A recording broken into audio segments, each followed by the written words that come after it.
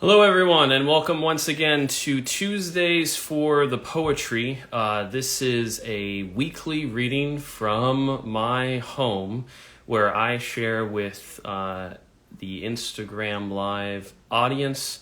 This is public, so there could be people who do not know what they're getting into. But for those of you that are here and know what you're getting into and were with us last week, thanks for joining. So, tonight is the second night, and it is also a two-part night. We're going to be reading poems from the year 2000 and the year 2001, when myself, Gary Dale Burns, the poet whose work you will hear this evening, was at the ages of 15 and 16. 15 and 16.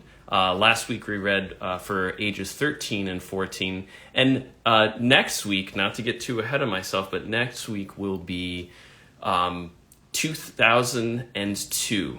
2002. So we cross into the new century. We rush into this secular millennium that we're a part of.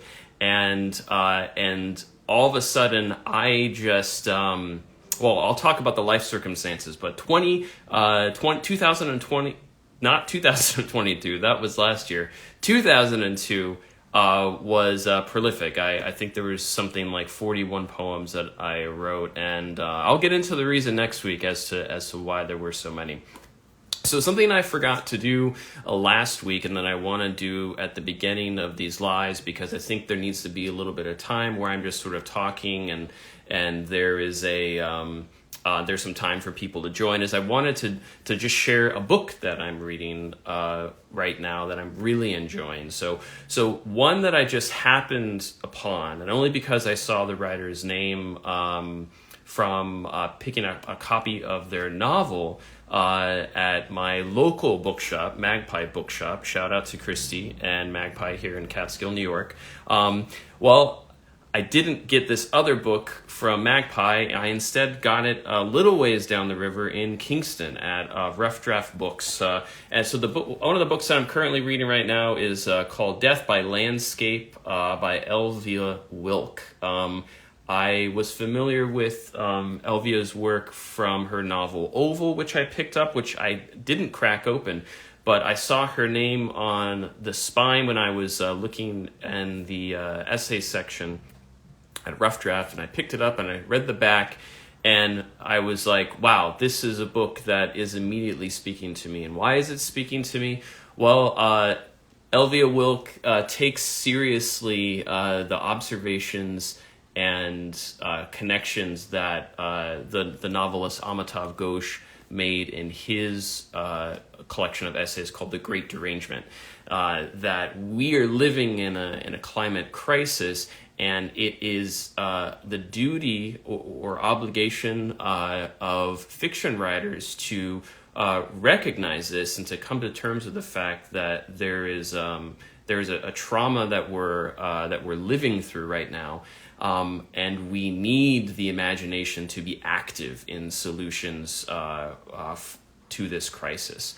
It can't purely be a monetary-based solution or a scientific-based solution. Solutions also need to come from the creative side.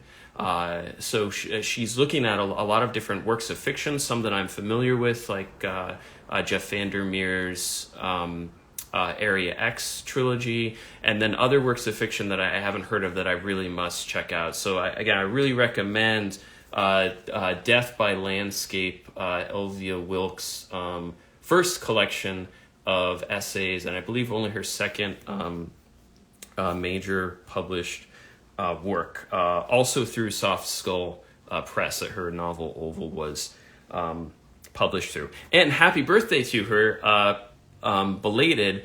I found out that it was her birthday yesterday, March 20th, which was also my mother's birthday. So shout out to my mom. She is in Portland, Oregon at the moment, and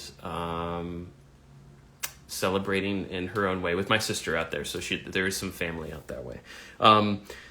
Okay, so I've done my little book review. I've given you just a little preview about 15 and 16-year-old Gary. So in these first weeks, go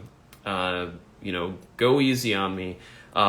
But before I do begin, I wanted to make sure that I stated a trigger warning that I had put in my story yesterday, sort of promoting the event, which is that 15 and 16-year-old Gary was not doing well. A lot of suicidal ideation, and some of that leaked out into the work. So there's a poem titled "Suicide." There are thoughts about ending my life at that time, which I'm very thankful that I didn't. If you know anyone who's struggling with that, please listen. Get them in touch with hotline and any kind of mental health connections that you might know. So just to let you know that I got through it. But there's going to be some darkness tonight, as 15 and 16 year olds know. So here we go. First poem of the night. Let me make sure my notebook is turned the right way. First poem of the night. We're starting off in the year 2000, and it is called "Followers and Leaders." In a lifetime, there are two kinds of persons: followers and leaders. The leaders lead, the followers follow. But this can change. Followers can become leaders. Leaders can become followers. It all depends on one's inner strength and faith. This may not sound like a poem to you, but an explanation. To me, this is life. And to you, well, it all depends if you're a follower or a leader.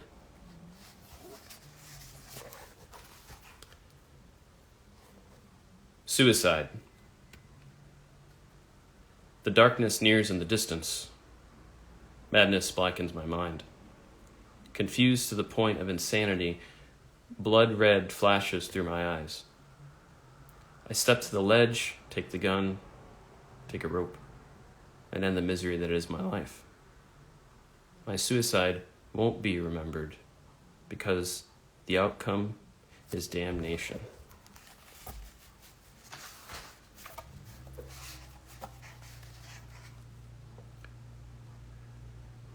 You.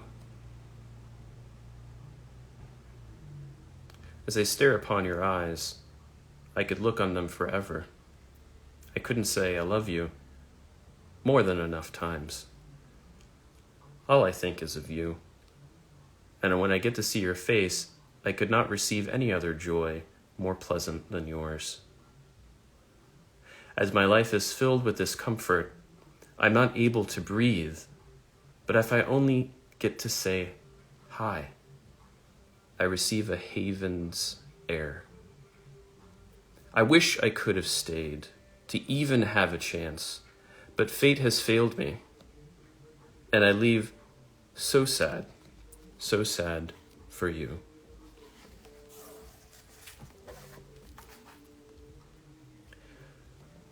Momentary bliss. You move through time and space, moving at your own pace. You want to arrive at your object of fixation, but you are caught up in your anticipation. You land face flat on your ass, but all the people, they just pass. Your mind and body lost in a waste. Your head aches and you lose your sense of taste.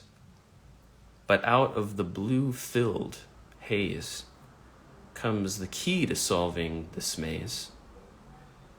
The woman of your dreams you kiss, the woman in your momentary bliss. At this point in time, never kissed anyone, never had a relationship. I lived in my imagination. I had moved recently from Lewiston, New York to Niagara Falls, New York, not too far away. but a change of school was hard at this point.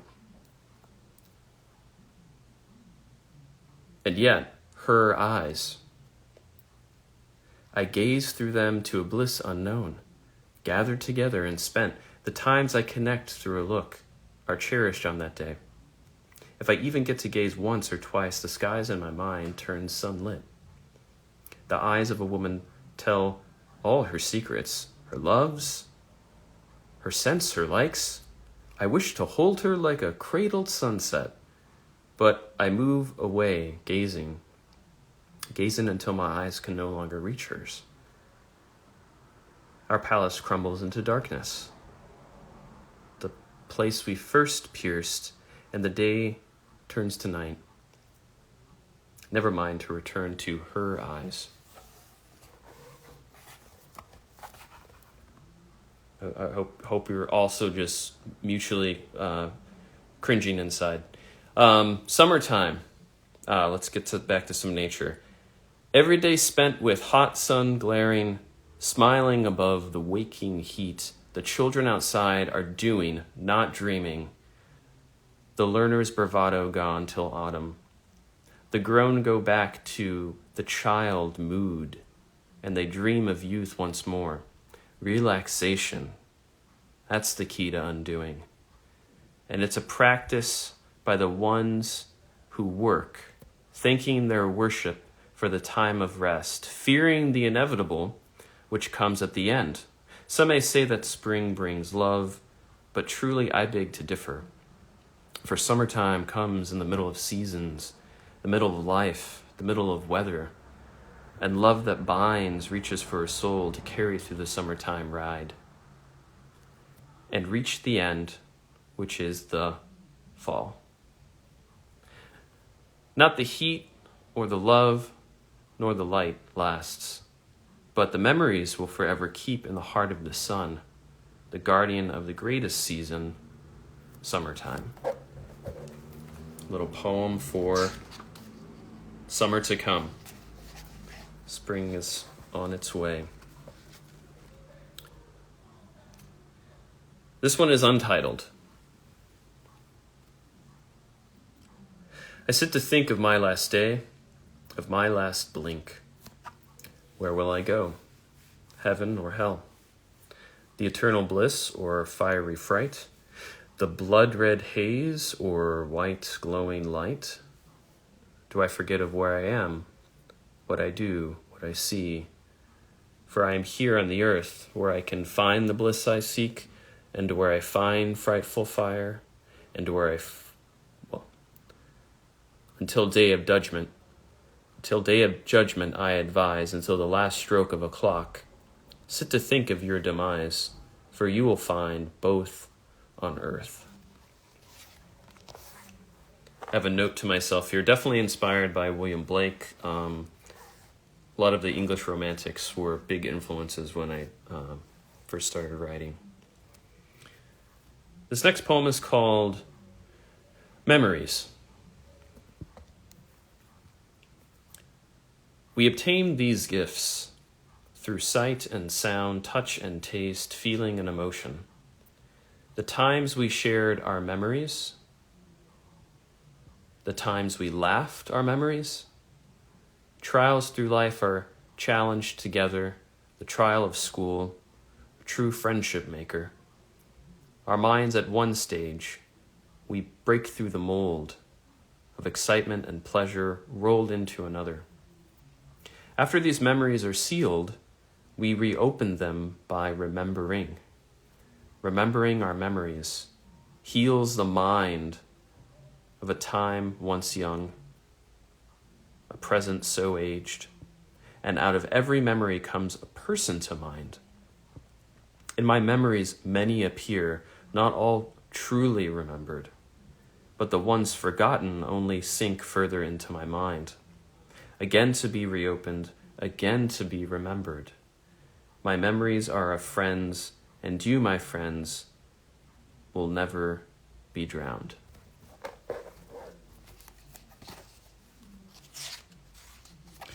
That was the last poem of the year 2000. last poem I wrote when I was 15, and certainly a poem about remembrance, looking back at those friends that I would often say goodbye. I grew up, if you don't know this about me, moving every 2-3 years growing up, so always the new kid, and always being the new kid, always having to say goodbye to friends and then making new ones. So it makes sense that that would come out in the poetry. 16 years old, and I'm writing a poem in the year 2001 called "The Reality of Love." Just gonna mention again. Never kissed anyone at this point. Never had any kind of relationship, but had the feelings. So here we go. I cherish each time my eyes meet yours. They sparkle like the stars above.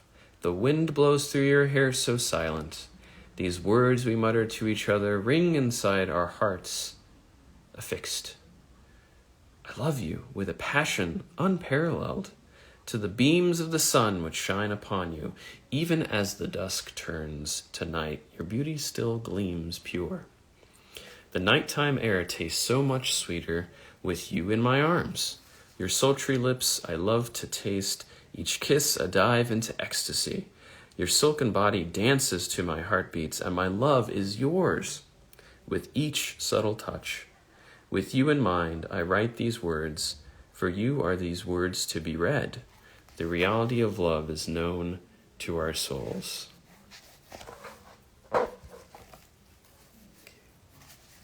Right. Next poem, September 2001, Sunshine. Each day gives a new chance to meet her on my bus ride. A half-coward's heart beats within.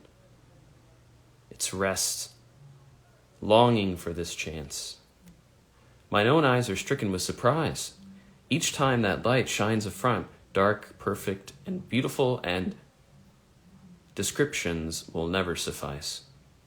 A word from my lips has not reached her ears, but a quick look after parting connects our eyes briefly.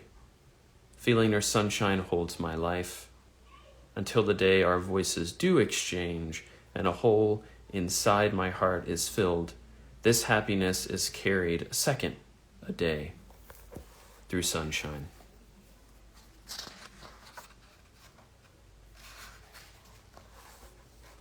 And the cringe just continues. Okay. Poem called Temptation. A feel of her curves, a touch of the hair, a feeling in both hearts, a long kiss under Luna, a shared warmth, an embrace unknown, a thing untouched. Temptations arise.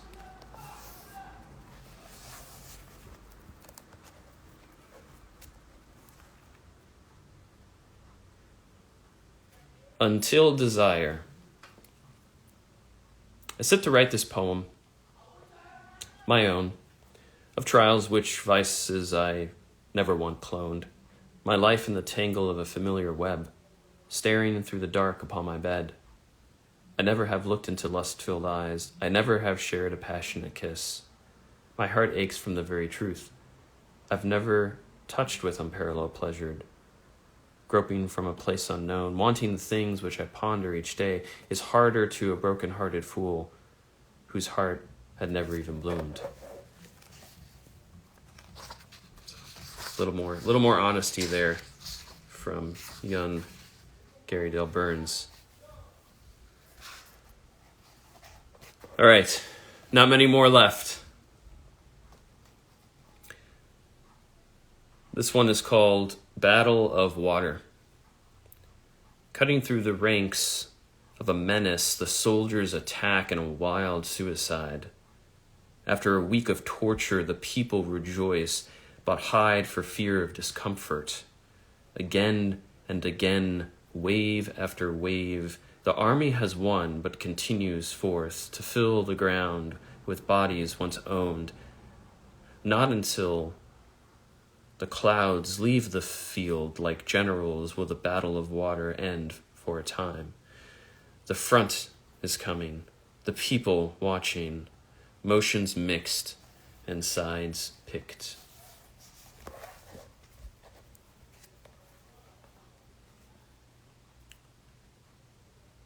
My thought. Embarrassed by my emotion, confused without a clue, I watched her glide like a bird bathed in sunlight. The curves of her face and body reflected my deepest feeling of passion and romance, imagining the feel of her skin, hearing the echo of her faint laugh, tasting her velvet lips, embarrassed by my emotions, confused without the clues.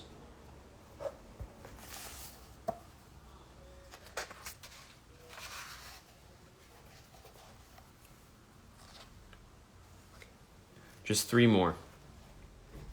Thanks for sticking around. Useless poem. I wish I had someone to love. I wish love could be a piece to the puzzle of my existence. I wish I was rich, not the poor boy I live as now, how I loathe him with sorrow. I wish I had planned ahead. A wretched mess lays front now. Wickedly it gleams with uncertainty. I wish I had one wish to make, everything right which was wronged, to my family and myself. Useless words, a useless poem.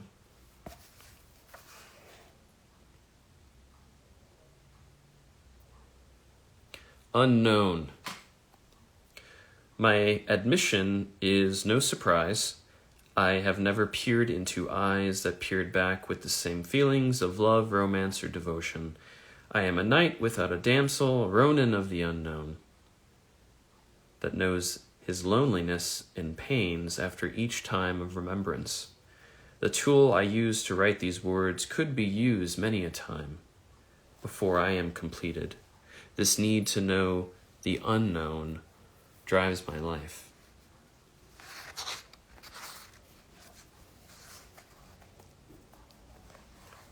So some self-awareness in the poems coming in now.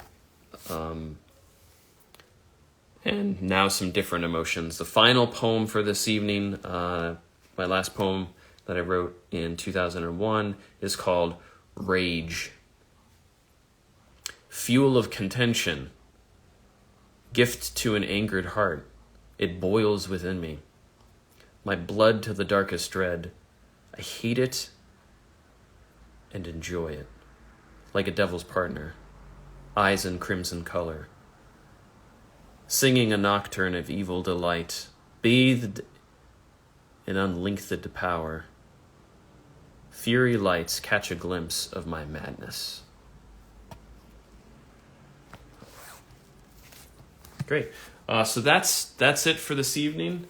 Thank you for tuning in to another Tuesday night, Tuesdays for the Poetry, from now all the way until August. I've been your poet for the evening, Gary Del Burns, of the ages 15 and 16.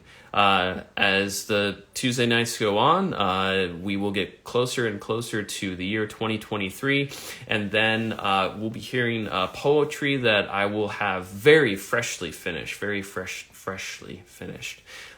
So again, thank you for tuning in. This will, I believe, I'll also post this as a recording if anyone missed it. And again, very grateful for those of you that have tuned in. Next week, we go to the year 2002. We go to a 17-year-old Gary Del Burns, moving to Massachusetts and then moving to Texas. 2 very quick moves, one after another. And through all this moving around, lots of energy, lots of things happening in the mind, in the heart. So again, thanks for tuning in, and Tune in next time, next Tuesday night at 8 p.m. for Tuesdays for the Poetry. Good night.